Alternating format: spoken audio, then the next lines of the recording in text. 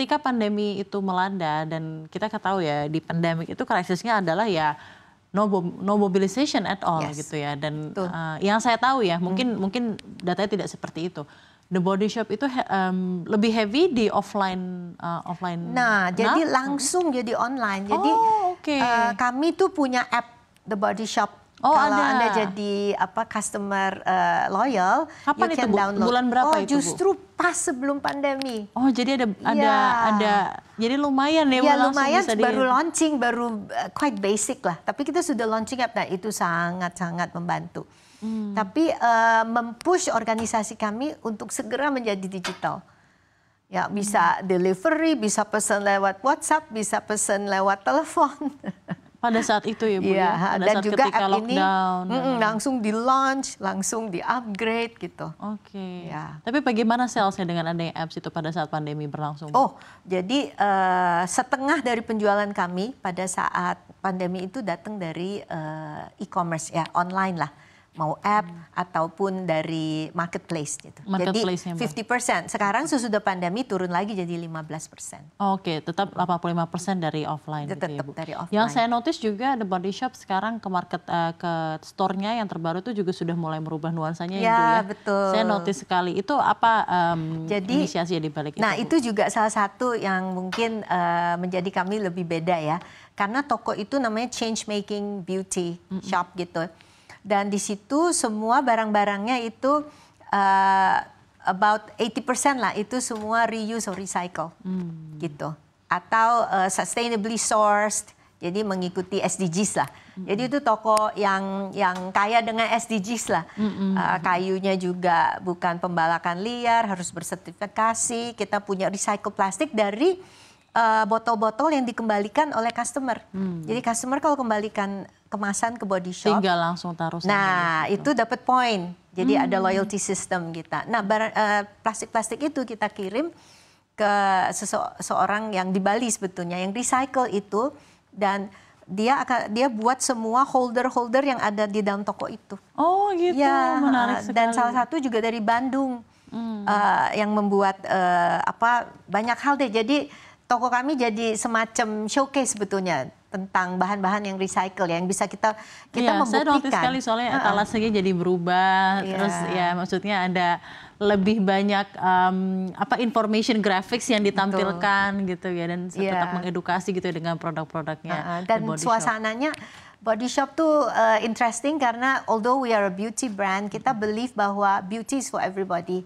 Jadi kalau banyak beauty brand itu, beauty is untouchable gitu. Kamu mau so perfect bahwa kamu begitu berbeda. Tapi kalau kami percaya bahwa everybody can be beautiful. Jadi suasananya lebih, kita namanya kayak workshop gitu. This is where you go to learn things, to experience things gitu, to make yourself better.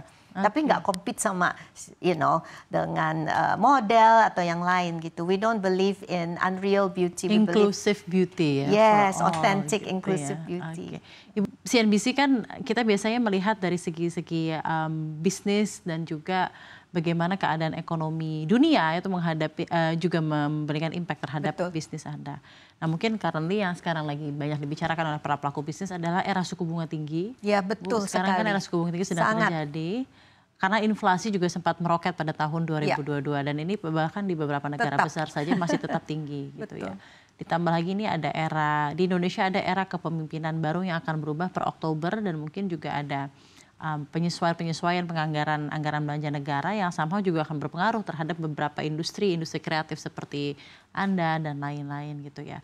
Rupiah sekarang berada di level 16.300-an dan itu menjadi level yang cukup tertinggi sejak beberapa tahun terakhir ini. Betul gitu sekali. Ya, Bu ya. Of all those challenge, kira-kira apa yang benar-benar memiliki impact terhadap The Body Shop Indonesia? Bagaimana juga menanggulanginya?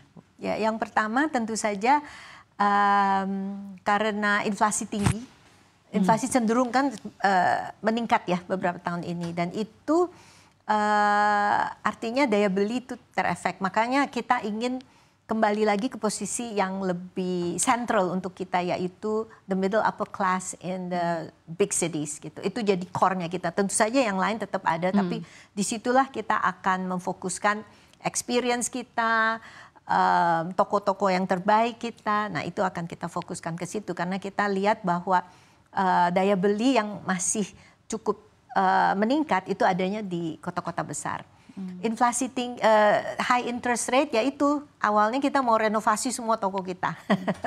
Banyak sekali kan, 100 lebih. Tapi saya notice ada beberapa di store yang sering saya, ini di pusat perbelanjaan yang saya hadir, itu sudah totally berubah, totally revamp. Jadi saya ngeliat, ih kok bagus banget ya.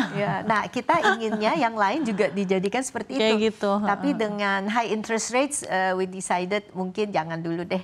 Karena investmentnya jadi Capex-nya jadi tinggi sekali. jadi high interest gitu. Jadi itu ya yang mendapat implikasi kepada Anda. Dan mungkin strateginya untuk di tahun ini kita sudah half 2 Bu, 2024 sudah di Juli sampai Desember. Strateginya sampai the end of this year kira-kira apa Bu untuk The Body Shop? Tetap memfokus diri kepada great experiences. Jadi kalau dulu Body Shop bisa dibilang great products gitu kan. Tapi sekarang dengan perubahan toko, we want to give great experiences to our customers. Jadi kita fokus sekarang ke service.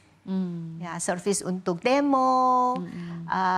Dan itu satu. Yang kedua, kita tetap ngadain event sale lah yang meriah gitu. Karena gimana pun mungkin customer kita yang merasa, oh maybe I can't buy so many products, tapi saat sale dia bisa belanja banyak. So we want to balance between positioning yang lebih middle up, tapi mengadakan cukup banyak opportunity untuk sale gitu, untuk customer kita yang dia bisa belanja lebih banyak, they can enjoy themselves gitu.